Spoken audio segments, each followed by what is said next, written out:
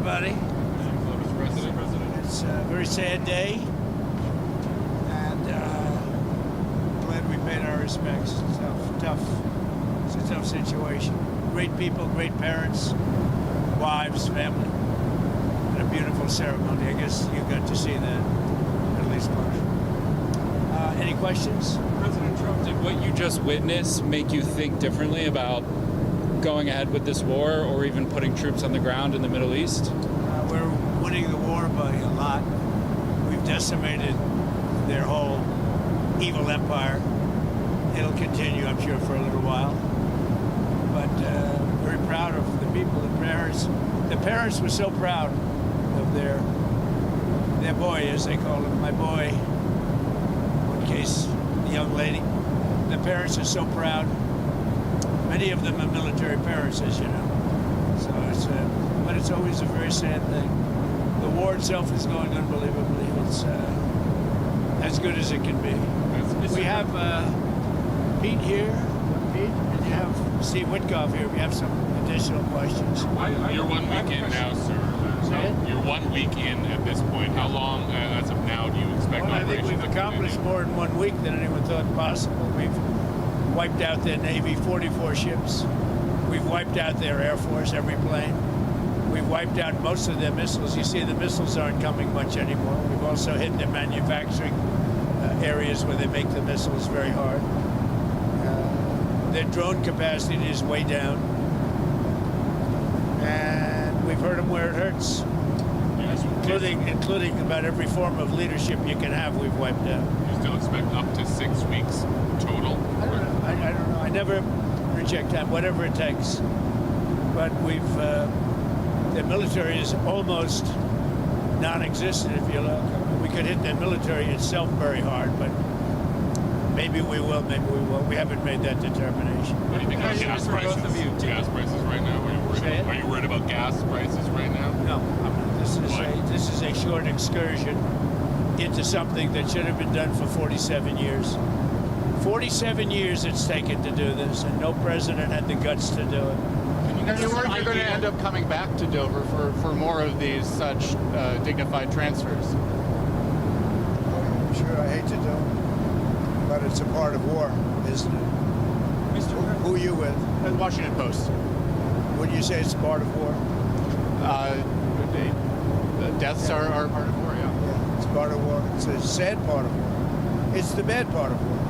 Mr. President, did the United States bomb a girls' elementary school in southern Iran on the first day of the war and kill 175 people? In my opinion, based on what I've seen, that was done by Iran. Is that true, Mr. Hegseth? It was Iran who did that? We're certainly investigating. Still But investigating. the only side that targets civilians is Iran. We think it was done by Iran. Can you give us an Because idea they're of very inaccurate, as you know, with their munitions. They have no accuracy whatsoever. It was done by Iran.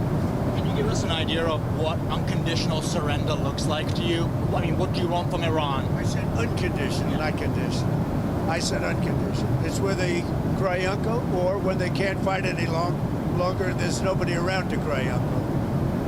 That could happen too, because we've wiped out their leadership numerous times already. So it's if they surrender, or if there is nobody around to surrender, but they're rendered useless in terms of military.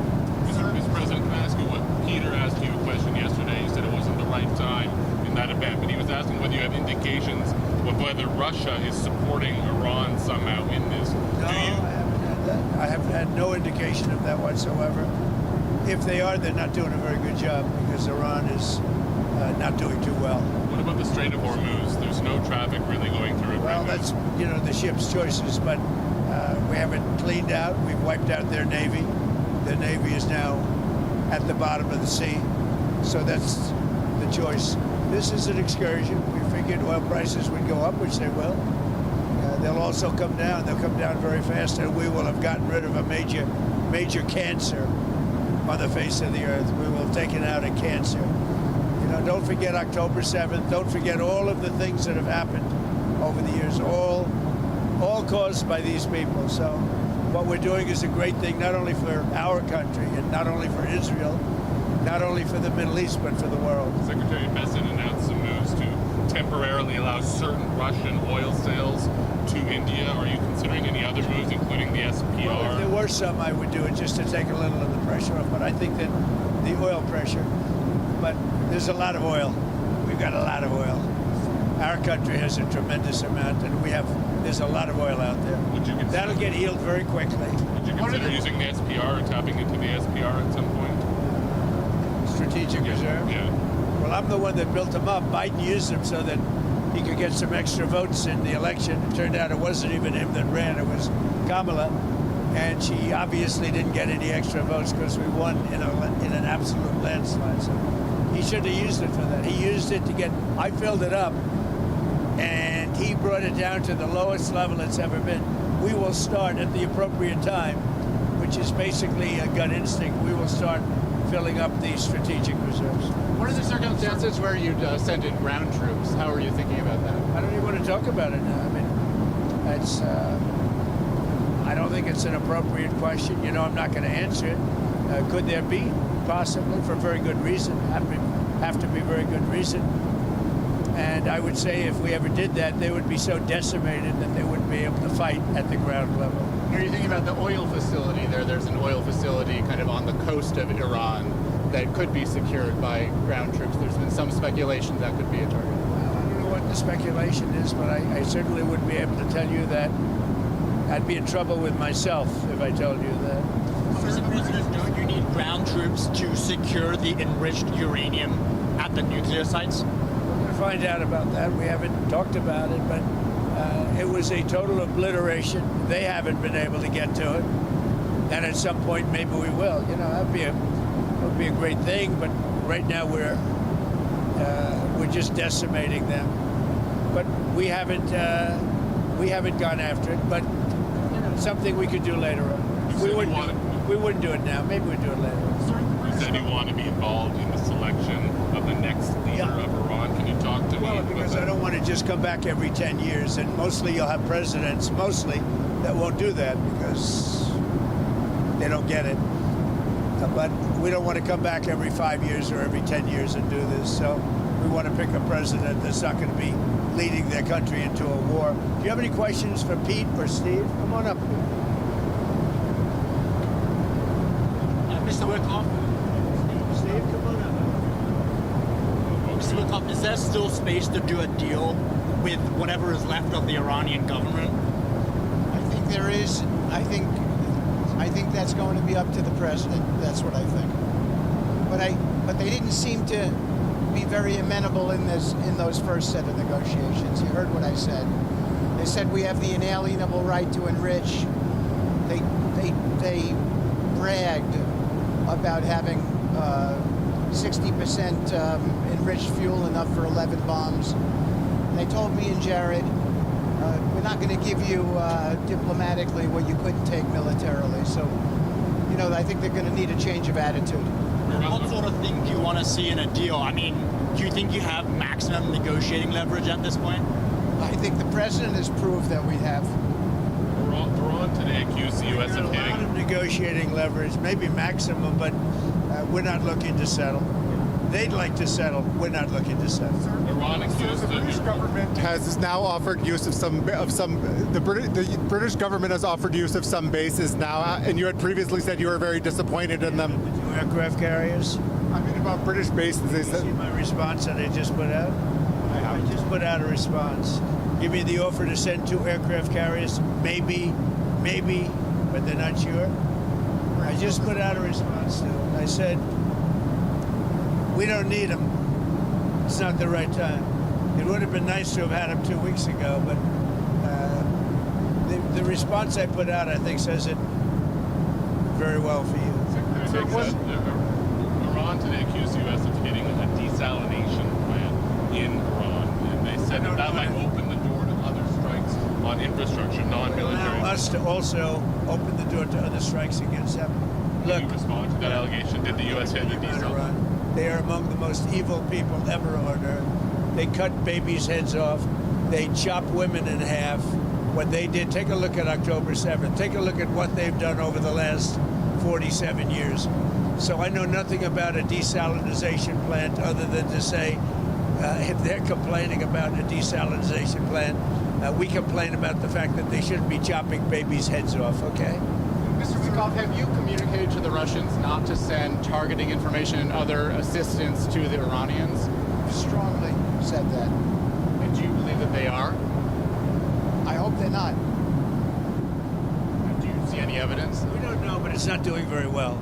If they are, it's not helping much. If you take a look at what's happened to Iran in the last week, if they're getting information, it's not helping them much. What would it mean to you if they were? I mean, even if it's not helping the Iranians particularly much, it's still involving themselves in a conflict that they're not directly. They'd say we do it against them, wouldn't they? Huh? Wouldn't they say that? We do it against them? I don't know. Look, they can give all the information that they want, but the people they're sending it to are overwhelmed. Russia would be overwhelmed too. Anybody would be overwhelmed. We have the greatest military on earth, and I built it in my first term, and unfortunately, I'm forced to use it now. But when you look at what we did with Venezuela, when you look at what we did with the B-2 bombers, that was a very big moment because Iran was going to have a nuclear weapon within 2 or 3 weeks, and that stopped it, and it stopped it cold. And you ask about maybe going back and getting that, something could happen at the right time. Is Iran running out of missiles and drones, or do you expect those counterattacks to continue indefinitely? Not only that, manufacturing capability also. We've hit the manufacturing very hard. They're at about 9% of what they sent out in the first 2 days, and we think that's because they don't have that much. We've knocked out about 70% of the launchers. The launchers are a big deal. Very hard to get, very expensive. I want to talk about leverage. With every passing day, we have more and more leverage because we have more and more capabilities. We're hitting them harder and harder, and they have less of an ability to defend themselves. So we're pressing the offensive every single day, creating all the leverage the president needs for the outcome he wants. So it sounds like you think they're running out of water, both of the drones and the I think missiles. when you look, they're sending in much less drones. They're being decimated. Now, at some point, I don't think there'll be anybody left maybe to say we surrender, but they're being decimated. And when you look also, all of a sudden they apologized to the Middle Eastern states that they shot at them. I was very surprised to see they did that, but you mark that down as a victory for us and for the Middle Eastern states who are really friends of ours. But I guess they're not going to be shooting at them anymore. They apologized, and we'll see what happens. But that's a big loss. That's a surrender right there. I called it a surrender today. When they apologized and said they're not shooting at them anymore, that's really a surrender to those states and to us. Okay, anything else?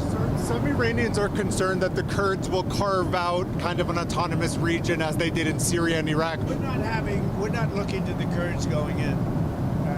We're very friendly with the Kurds, as you know, but we don't want to make the war any more complex than it already is. No. You've ruled that out? We don't want, I have ruled it out. I don't want the Kurds going in. I don't want to see the Kurds get hurt, get killed. We've had a good relation. They're willing to go in, but I've told them I don't want them to go in. Do you think the map of Iran will look the same? The war is complicated enough without getting the Kurds involved. And do you think the map of Iran looks the same after this is all done? That I can't tell you. Probably not. Do you know if any shipping companies have taken the U.S. up on its offer of insurance to go through the Strait of Hormuz? No, we have it set up. We have a great insurance and reinsurance system, but I don't. Sorry, when you talk about When this ends, we're going to have a much safer world. You know that. So, this is a minor excursion, but when this ends, we're going to have a much safer world, and we will have gotten rid of a lot of sick and demented people, the leadership. So we got rid of the one leadership, then we got rid of the second level of leadership. Now they're on their third or fourth level of leadership. And they have leaders right now that nobody even knows who they are. Thank you very much, everybody. Thank you.